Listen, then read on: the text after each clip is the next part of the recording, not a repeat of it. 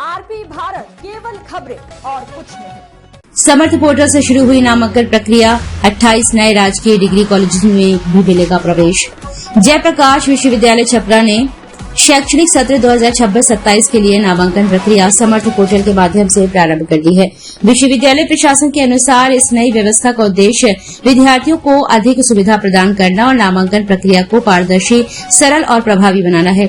इस संबंध में आयोजित एक प्रेस वार्ता में विश्वविद्यालय के कुलपति प्रोफेसर प्रमेंद्र कुमार वाजपेयी ने महत्वपूर्ण जानकारी साझा की है। उन्होंने बताया कि बिहार सरकार के संकल्प उन्नत शिक्षा उज्जवल भविष्य अभियान के अनुरूप जयप्रकाश विश्वविद्यालय के अंतर्गत 28 प्रखंडों में 28 नए राजकीय डिग्री कॉलेजेस में नामांकन प्रक्रिया शुरू कर दी गई है। ये सभी महाविद्यालय विश्वविद्यालय के अंगीभूत कॉलेज हैं। कुलपति ने कहा है कि जिन प्रखंडों में पहले कोई डिग्री कॉलेज नहीं था, वहां अब उच्च शिक्षा की सुविधा उपलब्ध कराई जा रही है। इससे विशेष रूप से छात्राओं को काफी लाभ होगा, क्योंकि उन्हें उच्च शिक्षा के लिए अपने घर से दूर नहीं जाना पड़ेगा। वे अपने ही प्रखंड में स्नातक स्तर की पढ़ाई कर सकेंगे। उन्होंने बताया कि आगामी 1 जुलाई 2026 से इन सभी नए कॉलेजेस में नियमित पठन पाठन कार्य शुरू कर दिया जाएगा। इसके लिए आवश्यक शैक्षणिक एवं प्रशासनिक तैयारियां पूरी कर ली गई हैं। कॉलेजेस में विद्यार्थियों के लिए अध्ययन की समुचित व्यवस्था सुनिश्चित की गई है। कुलपति प्रोफेसर वाजपेयी ने विद्यार्थियों और अभिभावकों से अपील करते हुए कहा है कि वे समय पर समर्थ पोर्टल के माध्यम से आवेदन करें और उच्च शिक्षा के इस नए अवसर का लाभ उठाएं। विश्वविद्यालय का प्रयास है कि गुणवत्तापूर्ण शिक्षा हर प्रखंड तक पहुंच सके। फॉर्म में करेक्शन करने के लिए जब ये देंगे तब वो खुलेगा, वो 2 दिन में करेक्शन करना वो अलग बात है। 2 विषयों को मिक्स मत करिए। अभी बच्चों को फोकस ये करना है कि जिन बच्चों ने एक ही प्रोग्राम या एक ही कॉलेज का ऑप्शन दिया है, बिना कुछ किए लॉगिन करके वो प्रोग्राम ऐड कर सकते हैं 3 तक, और हर एक प्रोग्राम में 5 कॉलेज का विकल्प भर सकते हैं। तो कुल 15 कॉलेज 3 प्रोग्राम का यही है ना, बस इतना कराइए। बैठ के आधार पर कोई एडमिशन नहीं। जो नए नोटिफिकेशन के आधार पे, नए सर्कुलर के आधार पे, जैसे नेट क्वालिफाइड जो है उन्हीं को सिर्फ देना है, यही बेस है। तो उसके आधार पे जो हम लोग का पुराना जो नोटिफिकेशन था राजभवन से, वो भी सभी चेयरमैन है, तो वो भी लगता है कि जल्दी ही उसकी भी लैपटॉप आ रही है, तो उसको भी सब लोग 10 तारीख को फाइनल हो जाए। 10 तारीख को बैठा है, 10 को फाइनल हो जाए। उसी आधार पर हम लोग जो है फिर आगे की प्रक्रिया जो है चले। तो इसमें जो भी गाइडलाइन होगा, जैसे पिछली गाइडलाइन में आपको ध्यान होगा कि ये हम लोग की आते हैं कि कुछ सीटों पे पैड करना है। जब यूजीसी का नोटिफिकेशन आएगा तो गाइडलाइन में हम लोग करके ये किए 50% सीट्स पे हम लोग पैड लेंगे और 50% सीट्स पे नेट वाले चाहिए, जिसके आधार पर हम लोगों ने पैड 23 का एडमिशन दिया। अब 100% हम लोग यूजीसी नेट के आधार पर ये इसमें हमारा पहला बैच आएगा तो उसमें 3 तरह के प्रोग्राम होंगे। प्रोग्राम नंबर 1 जो 4 वर्षीय CBCS पाठ्यक्रम से पास होके आएंगे उनको 1 साल का पीजी हो जाएगा। 2027 में जो बच्चे यूजी पास करके आएंगे 4 ईयर का, उनके लिए 1 साल का पीजी प्रोग्राम तैयार हो गया है। बस उसको अनुमति मिलना है और सर्कुलेट होना है। उसी के साथ 2 उसमें ऑप्शन है। ऐसे बच्चे जो ग्रेड स्कोर जिनका 7.5 से ऊपर है और ऐसे बच्चे जिनका ग्रेड स्कोर 7.5 से कम है, उनको 2 तरह की डिग्री मिलेगी। एक मिलेगा ऑनर्स विद रिसर्च, एक मिलेगा ऑनर्स ओनली। ठीक है। और कुछ बच्चे ऐसे भी हो सकते हैं जो इस साल छोड़ दें, तो उनको सिर्फ डिग्री मिलेगी। तो जो डिग्री लेके निकलेंगे बच्चे 3 साल में, उनके लिए 2 साल का नियम एक अलग से पीजी, एक पीजी 1 साल का जो ऑनर्स या ऑनर्स विद रिसर्च निकल रहे हैं। एक वो बच्चे जो 3 साल का एग्जिट लेके डिग्री लेके छोड़ देते हैं, फिर आते हैं, उनको भी 27 में 2 साल का 2 साल की डिग्री मिलेगी। और ऐसे बच्चे जो पुराने पाठ्यक्रम से पढ़े हुए 3 साल में, उनके लिए भी अभी हम जब तक कि इस पाठ्यक्रम के कोर्सेज खत्म नहीं हो जाते हैं 2 साल का पाठ्यक्रम चलाएंगे। पीजी 2 साल का नामांकन प्रक्रिया हम शुरू नहीं कर रहे, न 24 की न 25 की। पैड बंद हो गया। अब बिहार में पीएचडी एडमिशन सिर्फ नेट के आधार पर होगा, तो नेट क्वालिफाइड बच्चों के लिए हम एडमिशन का नोटिफिकेशन जल्दी निकालने वाले तो उसमें पेट से कंफ्यूज हो सकते हैं, तो इसलिए अब पेट नहीं होगा, नेट के आधार पर होगा और वो जल्दी से जल्दी एग्जाम्स नहीं।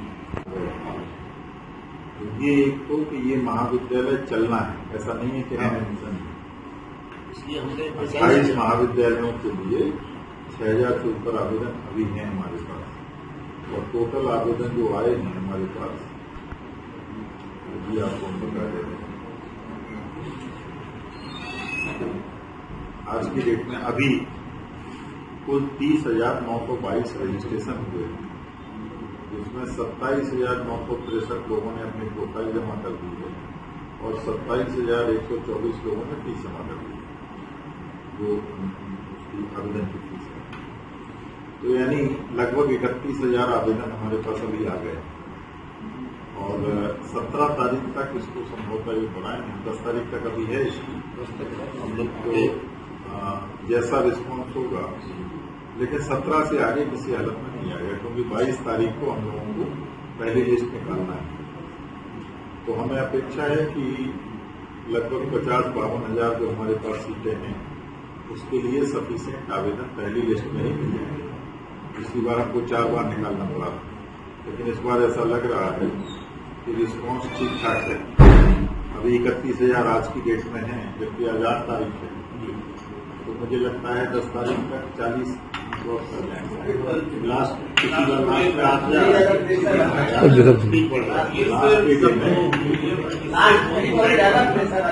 8,000 कंप्यूटर ऑपरेटर 1 जुलाई को सब होंगे, कम से कम 2 हम लोग आउटसोर्सिंग से देंगे, एक नॉन टीचिंग विश्वविद्यालय भेज रहा है और एक कंप्यूटर ऑपरेटर प्राचार्य को रखने की अनुमति है और एक सफाई कर्मी और 3 होमगार्ड सरकार ने दिए।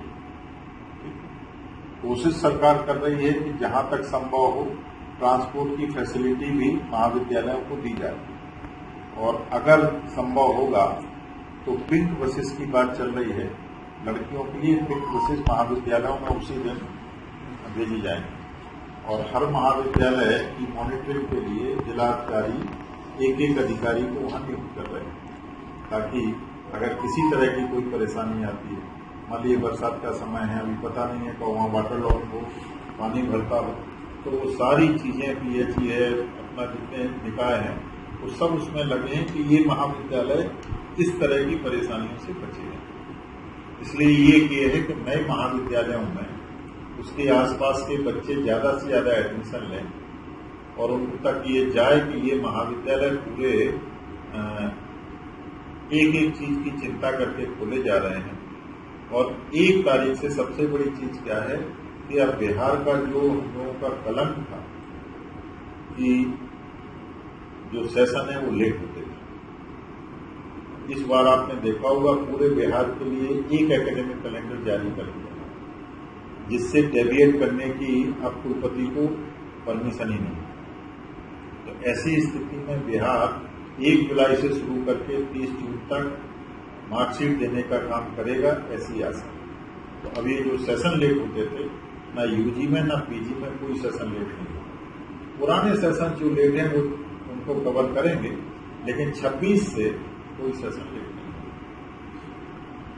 क्योंकि सर अब बिहार में हम सिर्फ परीक्षा, एडमिशन और परिणाम इसके लिए काम नहीं कर रहे हैं। हम लोग काम कर रहे हैं कि बिहार में वास्तव में उच्च गुणवत्ता की शिक्षा मिले। माननीय राज्यपाल महोदय और शिक्षा मंत्री जी दोनों ने ये संकल्प लिया है कि अभी तक हम चिंता इस बात की करते थे कि रिजल्ट समय पे आ जाए, नामांकन समय पे हो जाए, परीक्षाएं समय पे हो जाएं, लेकिन इसकी चिंता नहीं करते थे कि हमारे बच्चों की जो सीखने की क्षमता है वो देश के बाकी हिस्सों के बच्चों के समान रहे या उनसे बेहतर। तो इसके लिए बहुत सारे प्रयास हम लोग कर रहे हैं और उन प्रयासों में सबसे बड़ी चीज है कि जो महाविद्यालयों में शिक्षकों की कमी है वो इस साल के अंदर अंदर पूरी हो जाएगी। सभी महाविद्यालयों को जितने स्वीकृत शिक्षक हैं अगर ईश्वर ने चाहा तो मार्च 2027 तक इन सारी वैकेंसी भर दी जाए और तब तक के लिए हम लोग सारे लोग रोस्टर बनाना शुरू कर दिए हैं। रोस्टर क्लियरेंस के लिए पड़ा हुआ है, जैसे ही आता है इस हफ्ते आ जाना चाहिए, तो इस हफ्ते ही विज्ञापन चला जाएगा।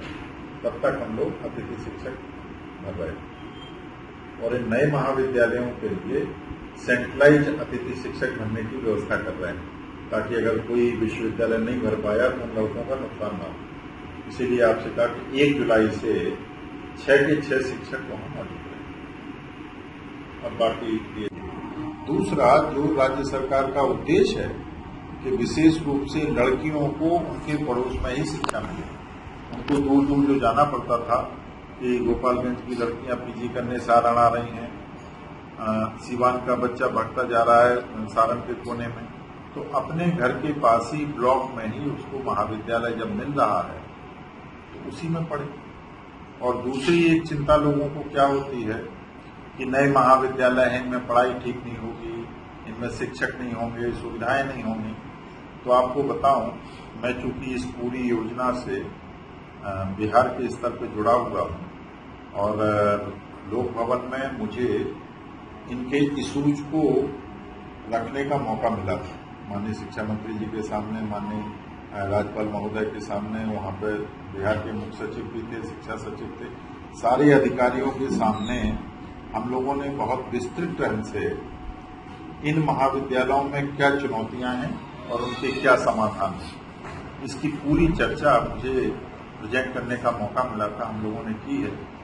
और राज्य सरकार और लोक भवन दोनों बहुत अप्रिशिएट किए उसको। और उसके बाद मुख्य सचिव बिहार सरकार के स्तर पर एक मीटिंग करके और बिहार के सारे डीएम्स की तुरंत एक मीटिंग की थी, जिसमें मैं भी शामिल था। तो हम चारों लोगों ने एक स्वर से सारे डीएम्स को ये कम्युनिकेट कर दिया है कि ये महाविद्यालय 1 जुलाई से दीक्षारंभ के साथ शुरू होंगे और दीक्षारंभ एक उत्सव के जैसा होगा और इन महाविद्यालयों में श्रेष्ठ सुविधाएं पहले दिन से होंगी। यानी प्राचार्य कक्ष वैसा ही होगा जैसा कुलपति का कक्ष होगा, उसमें एसी होगा, उसमें सोफा सेट होगा, उसमें फ्रिज होगा, बढ़िया टेबल कुर्सी होगी, लोगों को अतिथियों को बैठने के लिए कुर्सियां होंगी, पर्दे होंगे, जो जो व्यवस्था होती है एक प्राचार्य कक्ष की वो पहले दिन से होगी। और अभी जिला शिक्षा अधिकारी यहाँ से गए हैं, वो लोग आज ही टेंडर फ्लोट करने जा रहे हैं। इसी तरह से जो क्लासरूम्स हैं वो नए तरीके के क्लासरूम होंगे, उनमें ग्रीन बोर्ड होंगे, व्हाइट बोर्ड होंगे, नया फर्नीचर होगा, पीने का स्वच्छ पानी होगा, आरओ होंगे, वाटर कूलर होंगे, जो जो नोटिस बोर्ड जिस तरह के आजकल नए तरीके के आए हैं वो होंगे। छात्रों की सिक्योरिटी के लिए हर महाविद्यालय में 3 होमगार्ड होंगे, सफाई कर्मी होंगे। पीएचई को कहा गया है कि साफ टंकी लगे, शौचालय में ठीक से पानी आए, छात्राओं के लिए अलग से कॉमन रूम हो, कॉमन रूम में वेंडिंग मशीन होगी, कॉमन रूम में रेस्टिंग चेयर्स होंगी, कॉमन रूम में जो मोटिवेटिंग किताबें हैं वो होंगी, फर्स्ट एड बॉक्स होगा, जितनी भी सुविधाएं हैं। हर महाविद्यालय में 3 नए कंप्यूटर होंगे, प्रिंटर होगा, बिजली जाने की स्थिति में 5 kVA का एक इन्वर्टर होगा। यानी कोशिश की गई है कि किसी भी तरह की असुविधा ना हो। शिक्षक भी, प्रोफेसर भी होंगे और हर एक महाविद्यालय में प्राचार्य की नियुक्ति कर दी गई है। एक शिक्षक वर्षर के रूप में वहां चला गया है, 2 शिक्षक अभी से चले गए और 1 जुलाई को हर महाविद्यालय में 6 शिक्षक होंगे। ये इंश्योर करेंगे। ठीक है। तीसरी बात, 3-4 TSA उनको दिए गए और एज यूजुअल जो हमारा छात्र कल्याण का कार्यालय है, भ्रष्टाचार छात्र कल्याण, 3 स्टूडेंट्स वेलफेयर हैं, उनकी देखरेख में पूरा एडमिशन का कार्य होता है। अपने यहाँ दोनों पीजी और यूजी एडमिशन का नोटिफिकेशन निकल गया है और यूजी एडमिशन की लास्ट डेट 10 तारीख है फॉर्म जमा करने की। इसमें कुछ बातें हम चाहते हैं कि आपके माध्यम से बच्चों तक पहुंचे, जो बहुत आवश्यक है। क्योंकि पहली बार प्रक्रिया पूरी तरह से ऑनलाइन है और राज्य सरकार के 7 निश्चय के संकल्प में पूरे बिहार में 211 नए राजकीय डिग्री महाविद्यालय खोले गए हैं। इन महाविद्यालयों का ससमय और सफल संचालन हो सके और जो ग्रामीण क्षेत्र के बिहार के हर ब्लॉक में जहां जहां महाविद्यालय नहीं थे ऐसे महाविद्यालय खोले गए हैं और इनमें 28 महाविद्यालय अपने विश्वविद्यालय के क्षेत्राधिकार में हैं, जिसमें से 9 महाविद्यालय सारण में हैं, 9 सिवान में हैं और 10 भोपाल में हैं। तो कुल 28 महाविद्यालयों में 48 सीटें 6 विषयों में दी गई। आप सब जानते हैं विषयों के नाम, लेकिन मुख्य बात यह है कि समर्थ में हमने न्यूनतम फीस ली है एडमिशन की 500 रुपये और उसमें छात्रों को अलग अलग विषयों में भरने के लिए अलग अलग फीस नहीं देना है। एक ही फीस में 3 विषयों का वो चुनाव कर सकते हैं और 5 महाविद्यालयों का चुनाव कर सकते हैं अपनी चॉइस का। जब अभी हम लोग फॉर्म देख रहे हैं तो ऐसा लगता है कि छात्र केवल एक ही विषय में, जैसा पुरानी आदत थी ना, और एक ही महाविद्यालय का चुनाव कर रहे हैं। इससे हो क्या रहा है कि कुछ विषयों में जितनी सीट है उससे ज्यादा आवेदन आ रहे हैं, कुछ विषयों में आवेदन बहुत कम आ रहे हैं, कुछ महाविद्यालयों के लिए बहुत आवेदन आ रहे हैं और नए महाविद्यालय जहां पे छात्र होंगे उनके लिए कम आवेदन आ रहे हैं।